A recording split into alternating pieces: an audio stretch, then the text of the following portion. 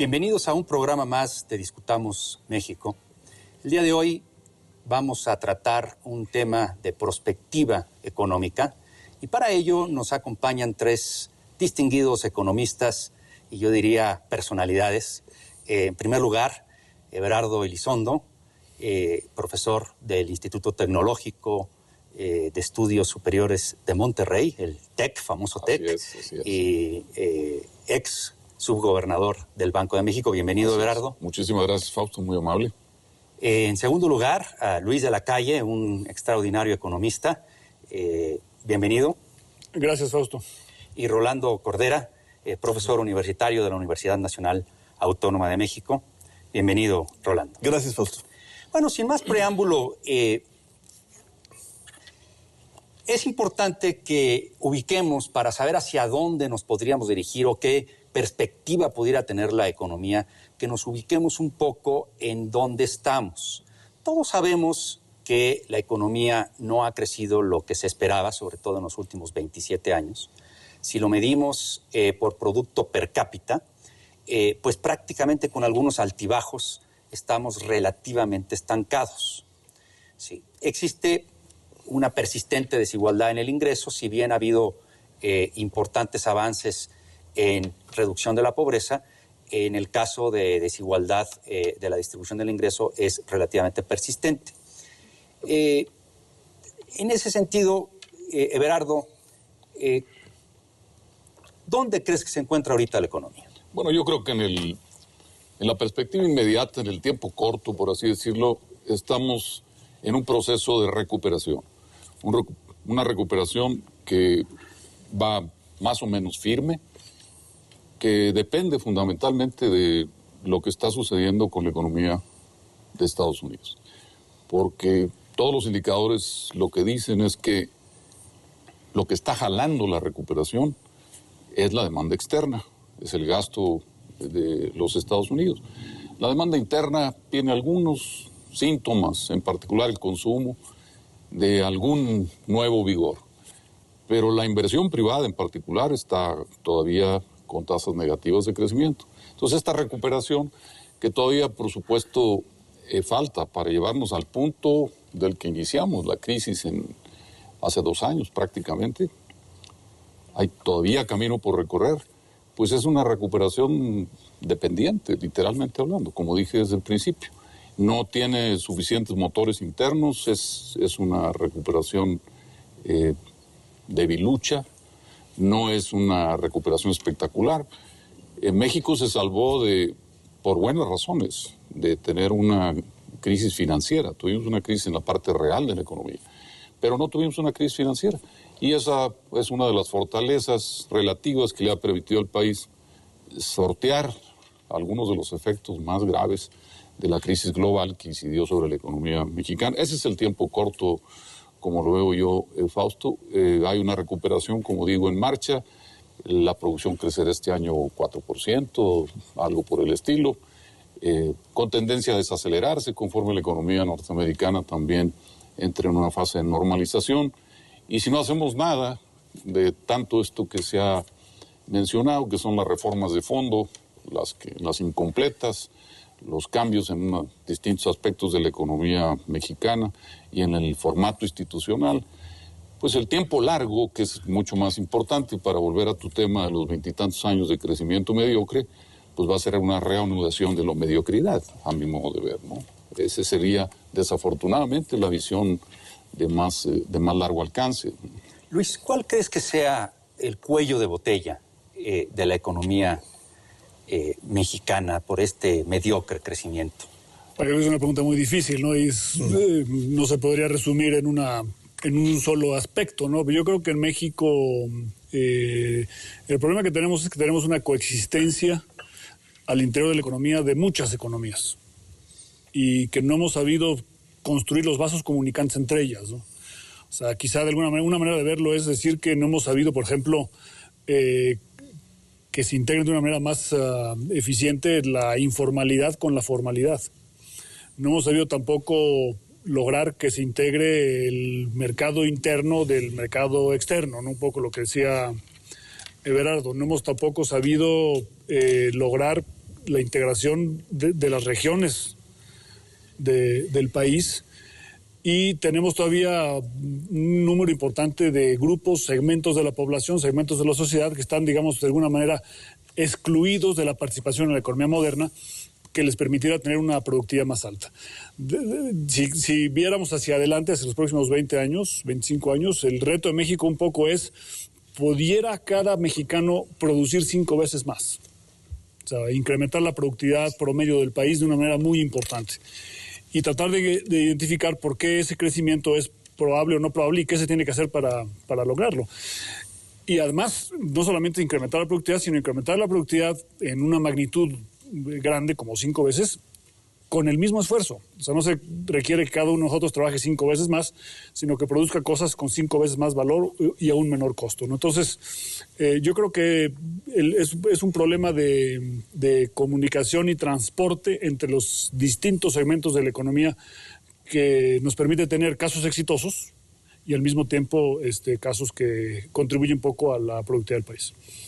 México venía creciendo, entró en una serie de problemas económicos hacia 1982 y digamos que tuvimos la famosa década perdida.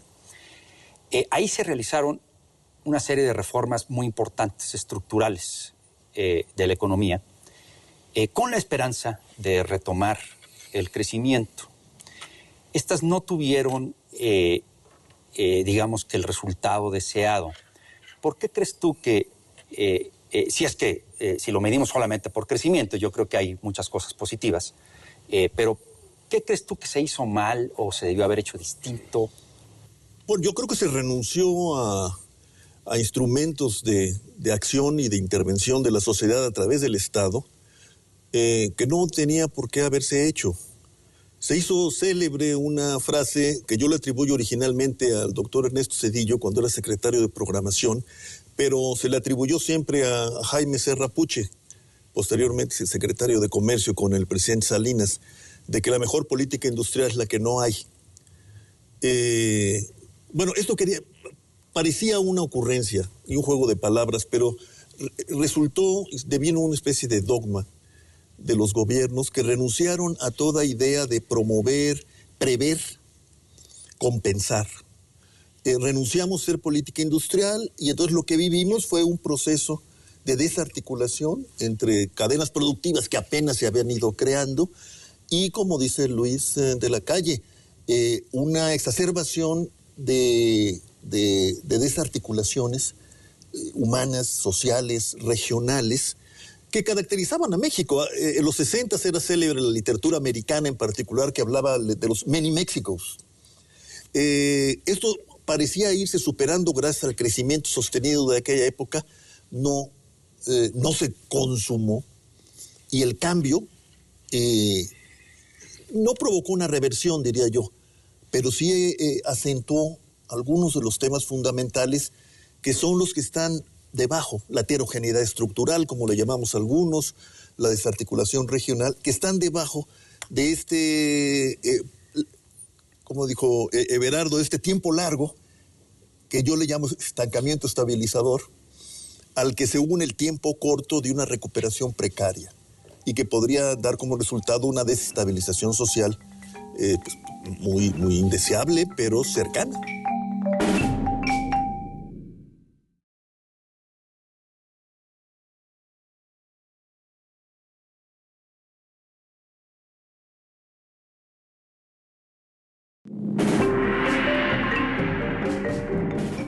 México venía creciendo, entró en una serie de problemas económicos hacia 1982.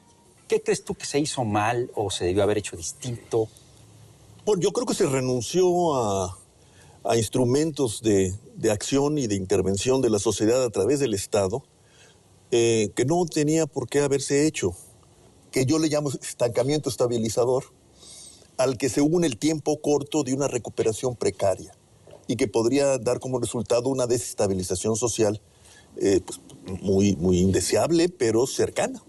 Hay un elemento común que yo siento que aquí se ha mencionado y que de hecho se puede decir que es un consenso entre los distintos economistas del país, que es el reto de la economía es aumentar la productividad. Ese podríamos decir que es tal vez el cuello de botella. Ahora, ¿qué causa esta baja productividad? Y creo que aquí se ha abordado ya algunos de los aspectos. Pero bueno, yo creo que me gustaría insistir en cómo reanudar la productividad. Yo creo que la causa de la baja en la productividad, de esa expansión a la que se refiere Luis con toda propiedad, es la insuficiente formación de capital, tanto físico como humano.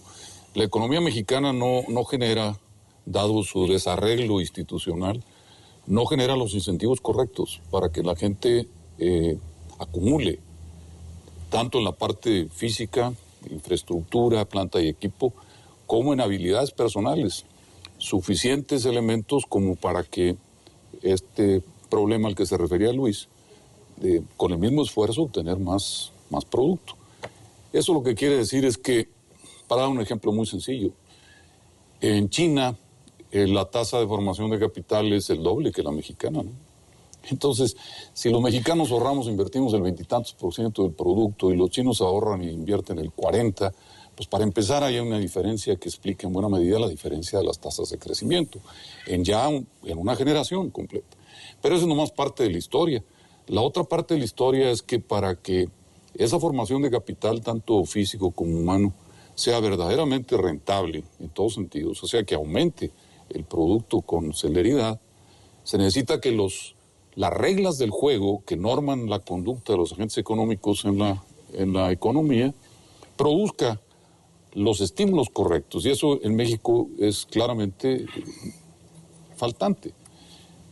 ¿A qué me refiero? Me refiero a esto que se ha mencionado muchas veces y que no, pues todavía desafortunadamente en la práctica mexicana lo carecemos todos los días, que es el imperio de la ley, el Estado de Derecho, la vigencia del Estado de Derecho, el respeto de los contratos, la definición de los derechos de propiedad, una serie de instituciones anacrónicas que todavía existen en México, empezando por una de ellas que es muy importante, que es pues una reforma de la ley laboral, que estamos en el siglo XXI y tenemos una ley laboral que data de los primeros años del siglo pasado, totalmente inadecuado para las condiciones actuales y para la competencia que se le exige a la economía mexicana. Tenemos, y este es un punto muy importante, lo que toca a la capacidad de la economía de generar innovaciones, de acumular capital.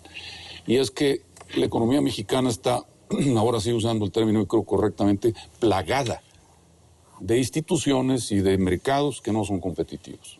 Yo diría, Fausto, aprovechando lo que ha dicho Everardo, hay quizá la institución más arcaica que enfrenta a México y que, en mi opinión, obstruye la posibilidad de tener reglas del juego para todos. Es la desigualdad.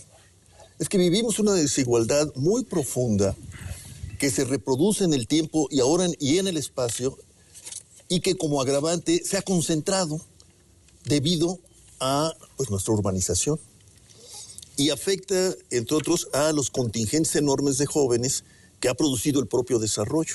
Ahora, pero esta desigualdad es uno de los meollos o el meollo de este asunto de los bloqueos que se dan en la puja distributiva y en el tema de la reforma institucional. Yo podría estar de acuerdo con Everardo en que la ley laboral es antigua, arcaica, como él dijo. Estoy de acuerdo. Vamos a estudiarla y reformarla. Bueno, pero pongamos todo sobre la mesa. Tenemos un alto contingente de la mano de obra mexicana hoy que trabaja bajo el inicuo sistema de contratos de protección, que quieren decir que se forman sindicatos antes de que haya empresas y antes de que haya obreros, se firman contratos colectivos y los obreros son clientes cautivos, ni siquiera de sindicalistas corporativos, empresarios del asunto. Mucha gente, están saliendo las estadísticas, tiene contrato de trabajo, pero no tiene acceso a la seguridad social, etcétera, etcétera. Entonces, yo estoy de acuerdo, pensemos en reglas del juego, porque si no la gente no arriesga, claro, la gente no, pero pensemos en reglas del juego que tengan pivotes fundamentales que nos hagan a todos sentirnos parte de este todo. Yo siento que esta desigualdad que hemos generado y mantenido en estos años impide este concierto y este concurso. Pues sí, pero parte de la desigualdad, Rolando, es consecuencia de que existan en la economía estas estructuras que no son competitivas. Así es, puede ser, Si tú proteges mercados, pues estás automáticamente generando rentas para un grupo de la población. Sí. Y por supuesto, el siguiente paso del asunto es ver cómo se distribuyen esas rentas. Hoy día hay una nueva línea de investigación entre la relación que hay precisamente entre productividad y desigualdad. Yo creo que es un tema muy importante. Parte de la desigualdad es también producto de una tradición centenaria, mucho más allá del bicentenario, del rentismo en México. O sea, un poco estamos acostumbrados, muchos sectores en México están acostumbrados a vivir de sus propias rentas y están dispuestos a bloquear las reformas que beneficien a la mayoría de la gente. Y son un factor importante en la exacerbación de la desigualdad en el país. Ahora, yo creo que tiene razón Ebrardo al decir que el futuro y el incremento de la productividad depende de que seamos capaces de invertir en tres cosas: en el capital humano, primeramente, en el capital físico, que es la infraestructura del país, y yo creo que también hay que invertir, digamos, en la infraestructura suave, que es el régimen del Estado de Derecho, del imperio de la ley, de las reglas claras en todos los ámbitos. Ahora, estas inversiones no se van a dar si no tenemos, digamos, un convencimiento de la posibilidad del desarrollo. Porque en la medida en la que nos convencemos los mexicanos, incluido el aparato político, de que el desarrollo es imposible, no vamos a estar dispuestos a invertir en él. Y el desarrollo no se va a dar por generación espontánea. No es que, digamos, el mercado diga ahora me voy a desarrollar y se desarrolla solo, sino que se requiere una decisión positiva de toda la sociedad que quiere desarrollarse y que está dispuesta a asumir los costos del desarrollo. Y parte de los costos del desarrollo es terminar con esas desigualdades y esos regímenes de privilegio. Entonces, yo creo que en este año que estamos celebrando el bicentenario de la independencia, el centenario de la revolución, es muy importante plantearse cómo vamos a transitar de un país de privilegios a un país de derecho y de ciudadanos. Lo que yo quisiera resaltar aquí es, todos ustedes han señalado la importancia del Estado de Derecho. En ese sentido, creo yo que sería la madre de todas las reformas. Es decir, podemos andar modificando leyes de competencia, modificando leyes de esto y del otro, pero si arriba, la famosa superestructura, no es eficiente, de nada nos sirve. No, pues sin duda, o sea, es una parte muy importante, quizá la más importante del futuro del país, es precisamente el cumplimiento con el Estado de Derecho. Y esto no debe ser una cosa ideológica, ¿no? Porque, por ejemplo, en materia de propiedad, nadie dijo la protección de la propiedad privada, sino la protección de la propiedad pública, exacto, ejidal, privada, y en cualquiera formas. Y personal, Luis. Es que cuando vemos los regímenes de trabajo mexicanos, la propiedad del salario. Hay un problema ahí con la propiedad de la fuerza de trabajo. La propiedad de gozar de los beneficios de su propio salario y de su propio esfuerzo, ¿no? Sin duda. Ahora, yo creo que... Una P de página. Yo estoy de acuerdo con lo del Estado de Derecho. Ahora, lo que no estoy de acuerdo, quizás un prurito conceptual, esto de aplicar el Estado de Derecho. Yo creo que el Estado de Derecho se construye. Totalmente de acuerdo. Porque si queremos ir a aplicar, es que se apliquen las leyes férrea y duramente. No. Partiendo de lo que nos ha relatado Fausto y tú mismo, aplicar el Estado de Derecho significaría mantener el statu quo. No, y entonces lo que hay que hacer es construirlo a partir del concurso de fuerzas, grupos y de un nuevo acuerdo. Totalmente de acuerdo. Yo creo que yo iría todavía más lejos. O sea, yo creo que lo que requieres es la estabilidad para propiciar el cambio. O sea, de nada nos sirve invertir en la estabilidad macroeconómica, en la estabilidad en materia del ejercicio del derecho y el imperio de la ley, que son muy importantes, sino solamente para cambiar. Porque no vamos a poder incrementar la productividad, volviendo un poco al terreno de la economía, no vamos a poder incrementar la productividad del mexicano promedio en 5 veces si no cambia lo que está haciendo. O sea, no es que le eche 5 veces más ganas, sino que meta 5 veces más goles. Y para eso requiere cambiar lo que hace. Y la única manera de cambiar es con la estabilidad jurídica y macroeconómica. Entonces, mucha gente lo ve al revés. Promueve la inestabilidad para prevenir el cambio. Y yo creo que como parte de la reflexión de por qué no pasan las reformas, tenemos también que considerar los intereses a los que le conviene que las reformas no pasen y ver si uno o se les compensa o de alguna manera se les puede doblegar para poder propiciar los cambios.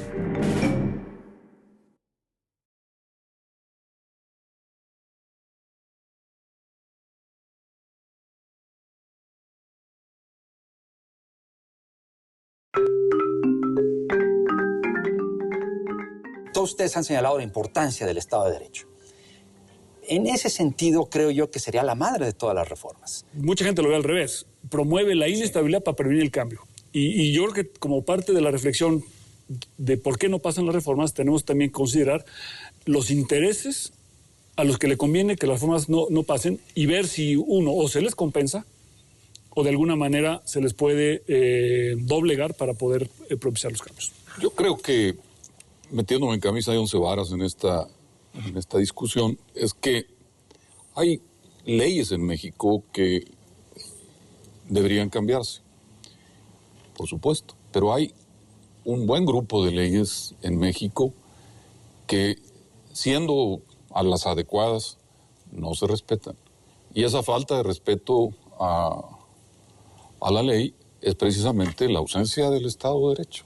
Si no hay el mínimo respeto para esas disposiciones, pues entonces son letra muerta. Digo, ¿de qué sirve de que el Poder Judicial determine que cierta acción es ilegal, que ciertos derechos están debidamente protegidos, si en la práctica el actuar es distinto? Verbo y gracia. Es decir, se decreta que X proceso de huelga no es debidamente fundamentado, pero como quiera los trabajadores se quedan con la instalación y no hay una reanudación de las actividades de la empresa por la fuerza. Bueno, pues eso es una falta de cumplimiento de una disposición legal que afecta el interés de un particular, que aumenta el nivel de riesgo, que disminuye el interés por las inversiones, que retrasa la productividad. Pues ese tipo de cosas no necesita cambios de ley, necesita la aplicación de la ley, que ya está en los libros por ahí, ¿no?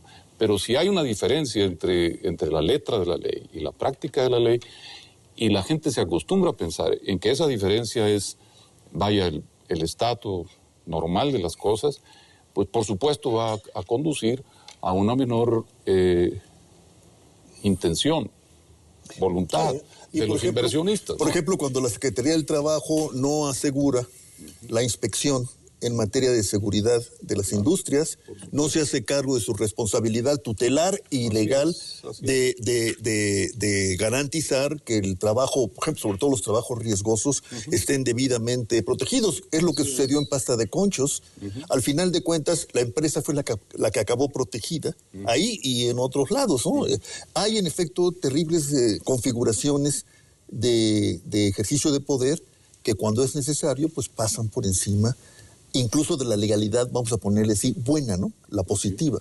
Sí, yo estoy de acuerdo con nos eso, lleva, sí. a lo mejor estoy llevándolo a camisas de 11 varas y metiéndonos en donde no nos debemos de meter. Pero una última pregunta en este sentido sería, se habla mucho, los estudios de derecho económico, se habla mucho que el sistema de justicia en México es muy procedimental, no va al fondo. Sí, tal vez, no sé si hubiera espacio de cambio en un futuro, en este sentido, para que destrabemos muchas de estas cosas. Yo creo que eso es importantísimo. O sea, en México puedes perder un juicio porque faltó una coma, o lo sufrimos todos los días, ¿no? O porque te desaparecieron el expediente. Pues desapareció el expediente, o falta uno de tus nombres de tu acta de nacimiento, ¿no? O sea, uno va a hacer un trámite y si no está exactamente como dice, no eres la persona. Cosas de ese tipo que en otros países serían, obviamente, no aceptables. Pero yo creo que en el fondo, para mí esa sería la institución base de todo lo demás que queremos construir. Sin duda, sin duda. Pero en el fondo es un cambio cultural, un cambio político que requiere, como bien decía Rolando, el consenso. Necesitamos transitar de ser de un país de topes a un país de altos que se respetan. Y uno de los, para mí por lo menos, uno de los dos vectores principales de aquel crecimiento en medio de la adversidad y después de una revolución y todo lo demás, es por un lado que de distintas maneras surgió un empresariado que arriesgó, invirtió y un Estado que apoyó al empresariado y que invirtió creando condiciones generales para producir y para arriesgarse, etcétera. Volviendo al tema de la productividad, hay una cuestión que sí tendríamos que abordar y es ¿qué le pasó al empresariado? Ya sabemos que el Estado renunció. a ser promotor y activista del desarrollo. No voy a entrar a esa discusión. Pero en México hubo un exceso, incluso quizás un exceso, de capital proveniente del exterior. El petróleo siguió rindiendo los frutos y lo sobreexplotamos, si se quiere. Pero hubo recursos. Obreros hay. Incluso oferta abundante de mano de obra al estilo clásico hay en México. Y buena cuando se la entrena. Y buena, si se la entrena. ¿Qué pasó con el empresariado? Yo creo que ¿Es solo la falta de Estado de Derecho? Porque antes tampoco había mucho, y el empresariado entró y, bueno, hizo proezas. Everardo aquí lo sabe mejor que yo, la ciudad que venció al desierto. ¿no? Rolando, el partido hegemónico ciertamente fungía una labor de aplicación de Estado de Derecho, tal vez muy selectivo, tal vez un poco más visionario, un poco como el caso chino hoy, ¿no?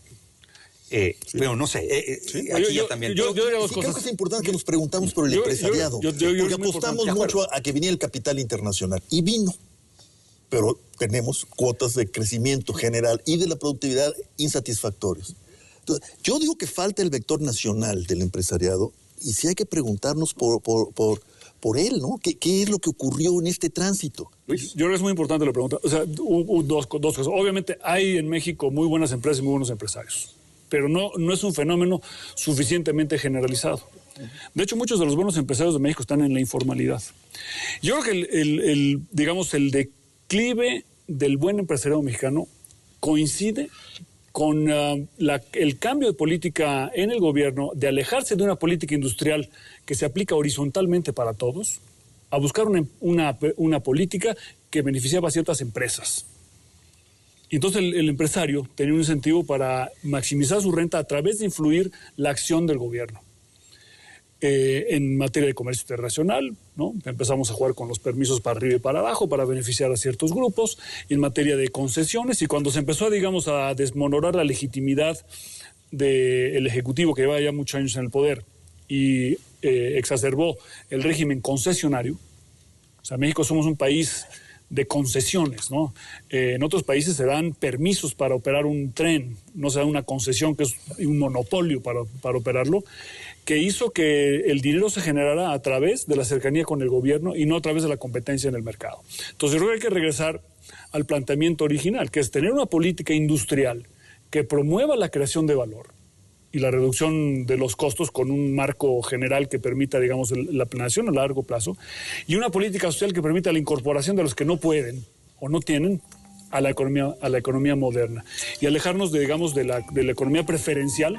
Por eso hay que alejarse de los privilegios y ir al derecho.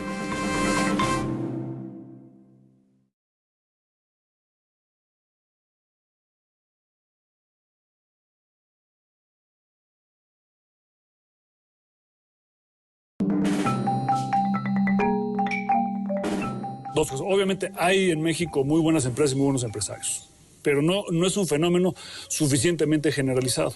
Y una política social que permita la incorporación de los que no pueden o no tienen a la economía moderna, y alejarnos de la economía preferencial. Por eso hay que alejarse de los privilegios y ir al derecho.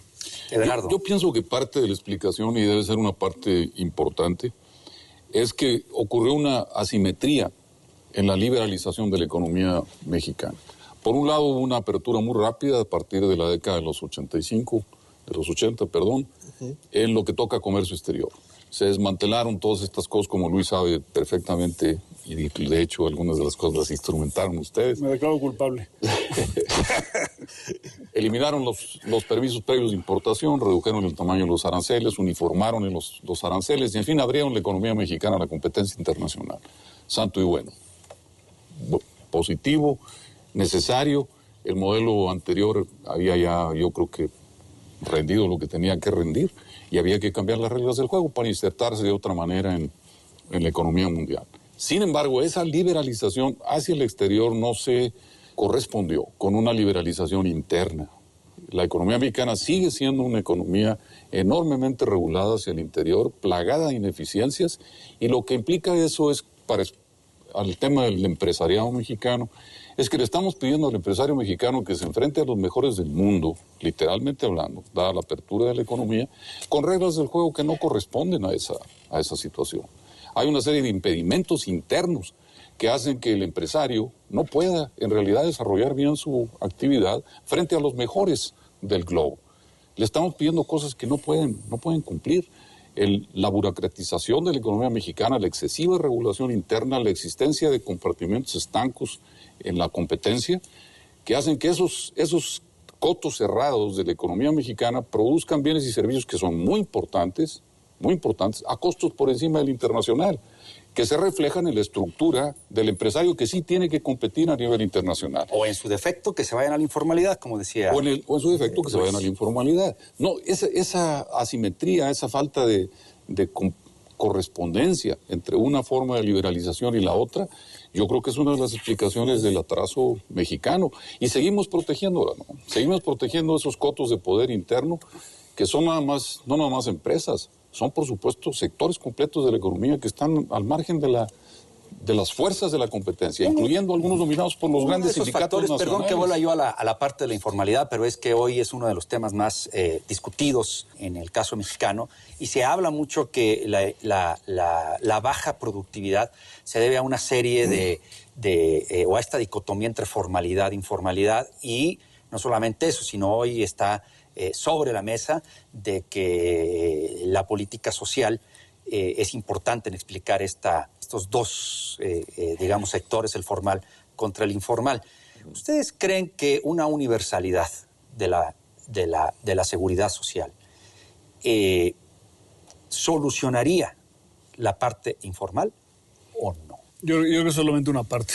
Yo siento que muchas veces se ha planteado el problema de una manera equivocada. Porque siempre se dice, en México hay dos economías que funcionan en paralelo con algunos vasos comunicantes, pero no suficientes. La formal y la informal. Para empezar, definirlas no es tan fácil, porque cuando ve uno un edificio de $500 millones construido en un lugar ilegal, es tan informal como el tianguis que se pone abajo también de manera, digamos, ilegal. Yo siento que ponemos demasiado el énfasis en cómo incorporar a la informalidad en la formalidad, cuando en realidad eso lo hemos tratado varias veces y no funciona. Lo que tenemos que hacer en realidad es disminuir el costo de pertenecer a la formalidad. En México es relativamente caro, en muchas ocasiones prohibitivo, vivir en la formalidad. Entonces las empresas o agentes económicos deciden operar en el mercado gris o en el mercado totalmente negro de la informalidad total. Entonces una parte, pero solamente una, es el costo de la seguridad social, que hay que seguramente pensar cómo cambiarlo. Yo creo que debemos ver al seguro social como un seguro y no como una cobra de una cuota fija independientemente de lo que la materia que se esté asegurando. Pero eso no es suficiente. Hay que revisar muchas otras regulaciones que encarecen la operación productiva y que incentivan que la gente se vaya a la informalidad. Sí, yo creo que Luis tiene razón. La noción más convencional de informalidad y formalidad, la frontera la da si estás en el seguro social o no. Eso es lo que utilizan generalmente. Bueno, yo creo que ahí lo que habría que hacer en efecto es por decreto acabar con la informalidad, es decir, que todos tengamos acceso al seguro social. Todos en ese momento se acabó la informalidad. Todos informales. O todos formales. O todos formales. ¿Cómo se financia eso? Ahí es parte de la discusión. Claro. La propuesta, bueno, en principio, la propuesta ahora aquí se vuelve todo novedad, ¿no? Sí. No es novedoso, eso lo propusieron Thomas Paine y Condorcet, ¿no? a fines del 18. De acuerdo. ¿Qué dijeron? Este mundo en el que entramos es un mundo de incertidumbre, fíjese, más que palabras, de inestabilidad. Hay que ofrecerle la seguridad a la gente, sobre todo estamos en el mundo de las luces, la ciencia. De ahí viene la palabra, la seguridad es contra la incertidumbre. Sí. Entonces, ofrecer seguridad para todos con base en impuestos generales. Aquí en México ya comenzamos a entender impuestos generales por homologación del IVA. Y ya entramos entonces a otra distorsión de la discusión. Impuestos generales son impuestos generales. Y la propuesta actual es, con base en los cálculos hechos y demás, que si aumentamos el IVA, podríamos ofrecerle a todos los mexicanos, por serlo, seguridad social en los dos grandes servicios que tenemos en México, que es salud y pensiones. Yo digo que en esa discusión deberíamos incorporar el tema de los impuestos directos, sobre todo partiendo otra vez de la estructura de desigualdad que registramos en el país. ¿Por qué dar por resuelta la discusión sobre impuestos directos en un país donde se paga muy pocos impuestos directos? Pues algunos pagan pocos impuestos. Yo he pagado muchos impuestos a lo largo de mi vida, no sé ustedes. Pues debías contratarte con el SAT para yo creo que los asalariados en general de medio y alto nivel en este país durante mucho tiempo han pagado tasas muy altas de impuestos. Los cautivos pagan mucho. Sí. Pero yo creo que hay que poner efectivamente en una reforma integral todos los impuestos, renta, IVA y otros más, particularmente el predial. Yo lo que quisiera aquí que viéramos es el predial, digamos que sería parte de una reforma fiscal, si tú quieres, a nivel local. No se puede discutir, pero también hay reformas fiscales a nivel federal. Y aquí el punto es, la gente... Yo una vez puse a un muchacho en el Diario Oficial de la Federación a ver muchas de las reformas. Conté 417 reformas de 1989 a la fecha. Y un poco para volver al punto inicial, el crecimiento no se reanudó. Entonces, yo lo que siento aquí un poco para que vayamos cerrando la discusión es, si no debemos de pensar muy bien qué tipo de reforma es la prioritaria. Antes, la gente está fatigada de las reformas. La gente ya no le cree a las reformas. Es un poco como que te dicen, te voy a cobrar más predial, pero te voy a dar más seguridad. No sucede en la realidad. Entonces, sí hay que ver ese componente humano y por qué también de repente decimos el problema es político. Bueno, el problema también es que la gente está desilusionada, desencantada de las reformas. Y esto nos hace reflexionar en que los economistas, los funcionarios públicos, debemos de tener una gran responsabilidad en diseñar las prioridades de las famosas reformas estructurales que le llaman. ¿Tú qué opinas de esto? A lo mejor estoy diciendo algo muy controvertido. Yo creo que este tema del predial y el asunto de la informalidad nos vuelve, me parece a mí, al punto de arranque, que es si las instituciones nacionales producen o no los incentivos correctos. En el caso concreto del predial, por ejemplo, esta historia de los incentivos es nítida, ¿no? Los municipios, que son quienes tienen la competencia tributaria sobre el predial, por ley, no tienen ningún incentivo para hacer una buena recaudación del predial, porque viven de lo que participa la federación y los estados. Entonces, ¿por qué si cobran les dan menos? Así es. ¿Por qué van a incurrir en el costo político de hacer una reforma que haga efectivo el predial? Sí. Por otro lado, extendiendo la mano y merced de una serie de acuerdos políticos, pues reciben los recursos, entre comillas, que necesitan. Nunca son suficientes, para empezar. Entonces, ahí los incentivos están mal diseñados. Y en el caso de la economía informal, igual, ¿no? Hay, en México, como decía Rolando de pasada, hay un exceso de oferta de mano de obra, ¿no? Por buenas razones, ¿no? Pero, al mismo tiempo, hay una serie de impedimentos a la formalidad de la mano de obra que hacen precisamente que la economía informal continúe. Los incentivos son, como dice una de las, no todas las cosas que dice Santiago, estoy de acuerdo, unas cosas es Santiago Levy, para ponerle el nombre a la discusión. Una de las cosas en las que estoy de acuerdo pues, es que se producen incentivos perversos. Y eso hace que la informalidad continúe en el país. Verbigracia. No hay estado de la República Mexicana que no tenga un impuesto sobre las nóminas del orden del 2%. Bueno, pues ya se encarece la contratación de personal, que de por sí está agravada por una serie de otros impuestos a la nómina que elevan en un 25, cuando menos por ciento, el costo de la mano de obra. Si eso es congruente con una economía en donde sobra la mano de obra y hay un grave problema de desempleo, pues a mí me parece que no, ¿verdad? Pero los incentivos ahí están para que la informalidad continúe, ¿no? ¿Cuál sería la reforma que tú dirías es prioritaria para el país? Yo creo que la primera que debíamos hacer, en la que se debería poner un énfasis extraordinario, es ver cómo, no sé cuál sería la forma exacta, en que esta sociedad le garantice a sus ciudadanos el respeto de dos cosas muy importantes, su vida y su propiedad. Si no puede hacer el Estado eso bien, no sé qué anda haciendo en los otros sectores. Si no puede proteger de una reforma judicial. Pues yo creo que sí, ¿no? Porque si lo principal, que es mi vida y lo que tengo, poco o mucho, esté debidamente protegido, y eso es lo único que lo puede hacer porque tiene el monopolio legal de la fuerza, pues es el Estado. Pero si no hace eso, entonces, ¿qué anda haciendo en el resto de los sectores? Esa es su función principal, la tradicional, la histórica. Si esa no la cumple y eso no se da, eso no puede traducirse en un país próspero. Es imposible que eso suceda simplemente porque la acumulación de capital no tiene los incentivos adecuados, capital físico y humano.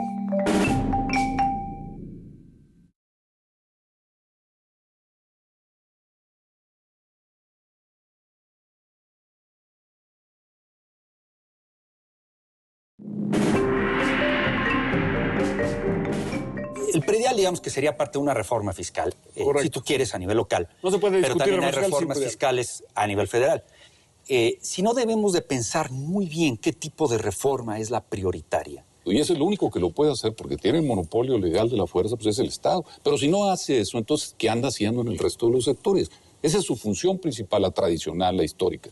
Si esa no la cumple, y eso no se da, eso no puede traducirse en un país próspero. Es imposible que eso suceda, simplemente porque la acumulación de capital no tiene los incentivos adecuados. Capital físico y humano, las dos cosas. Luis. No, yo creo que hay reformas económicas muy importantes, pero no vamos a poder llevar a cabo ellas si no transformamos también el sistema político, ¿no? O sea, yo creo que en México lo que tenemos que hacer es hacer de México un país más ciudadano y confiar mucho más en el ciudadano mexicano. Y por supuesto invertir en él, en su salud y su educación. Entonces yo creo que si no tenemos en México segunda vuelta, reelección para la gran mayoría de los puestos, no el presidente de la República, por supuesto. Y yo iría más lejos. Yo creo que en México necesitamos también una remunicipalización del país para hacer, digamos, los municipios más pequeños y más cercanos al ciudadano, para que el ciudadano pueda, al final del día, tomar él o ella la decisión de cómo construir el país y salir adelante, ¿no? Entonces, sin una reforma política que cambie los incentivos, difícilmente vamos a transformar el país. Rolando. Mira, yo pienso que todas y otras reformas que enfrenten el déficit institucional, que podemos estar de acuerdo, sufrimos en México, tienen que darse en un ambiente de crecimiento. Porque es esperar que resolviendo todo lo institucional eso nos produce crecimiento. Es como hace años se esperaba que arreglando el mercado produce crecimiento. Ahí necesitamos políticas, no solo instituciones. Necesitamos echar a andar el crecimiento, aunque sea desigual, siempre lo ha sido, y combinado y desequilibrado. Y dos, atender el tema de seguridad física y jurídica, asumiendo que la seguridad física no solo tiene que ver con los maleantes en la esquina o los tiros equivocados, sino que hay un alto componente en México de desprotección social que forma parte del tema de inseguridad física. ¿Qué tanto podemos ser productivos los mexicanos? Llegar a la meta, Luis de la Calle. Bueno, aquí hay una cuestión. Yo creo que mientras más seguridad tengan los trabajadores, las gentes, en lo mínimo, en su salud, en sus familias, en el acceso a la educación, más dispuestos a colaborar van a estar. Y la colaboración es fundamental para elevar la productividad.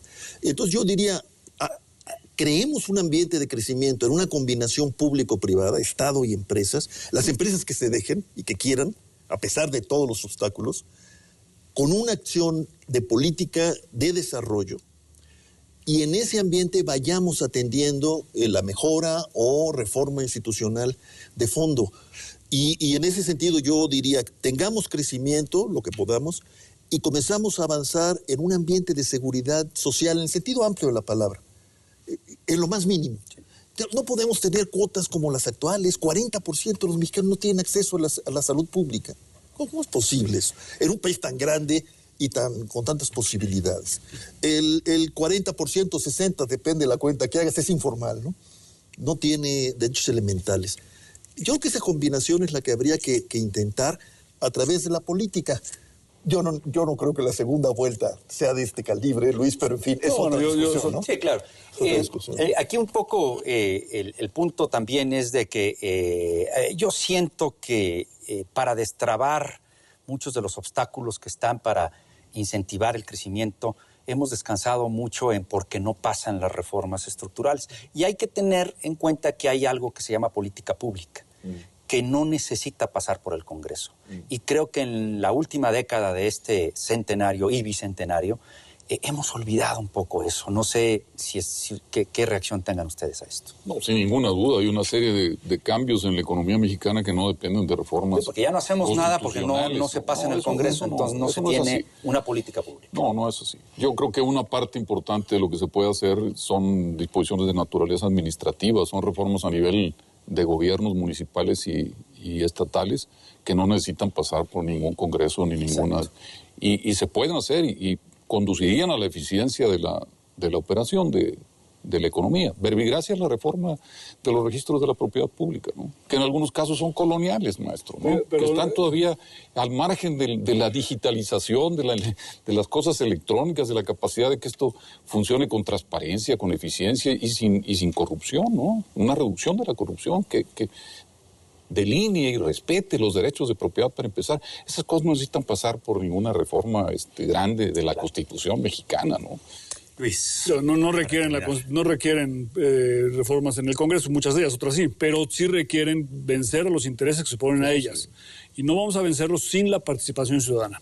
Por eso las reformas políticas sí son importantes y por eso es importante acercar a las autoridades y las instituciones de la gente, que hoy en día están, en la gran mayoría de los casos, muy alejadas. Rolando. Yo coincido totalmente. Yo creo que sí es un momento de plantearnos el tema de la ciudadanía a fondo y asumirlo como el gran desafío. Ahora, nos ganó el tiempo. Ya no podemos repetir la historia clásica de primero ciudadanía civil, jurídica, luego política.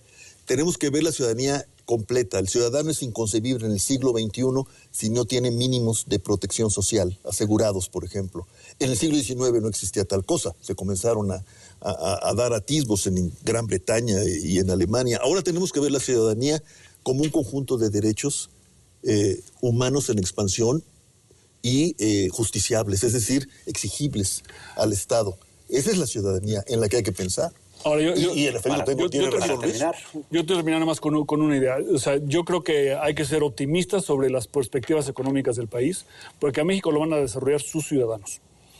Muy bien. Berardo, para terminar. Para terminar, yo quisiera nada más acotar sobre un punto de Rolando, diciendo que esto de asegurar los derechos al ciudadano en general depende de algo que es muy importante. A cada derecho corresponde una obligación. Y si la obligación en cuestión la va a asumir el Estado, pues el Estado tiene que contar con los recursos suficientes para que pueda cumplir con esas obligaciones.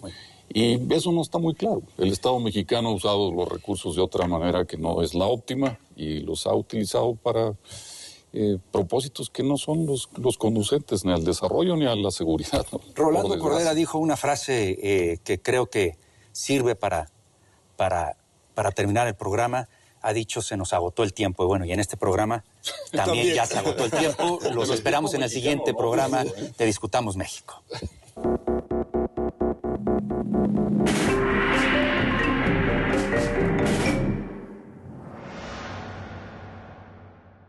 ¿No es previsible una división del PRI? ¿Es previsible que va a ganar así como muchos pesimistas u optimistas?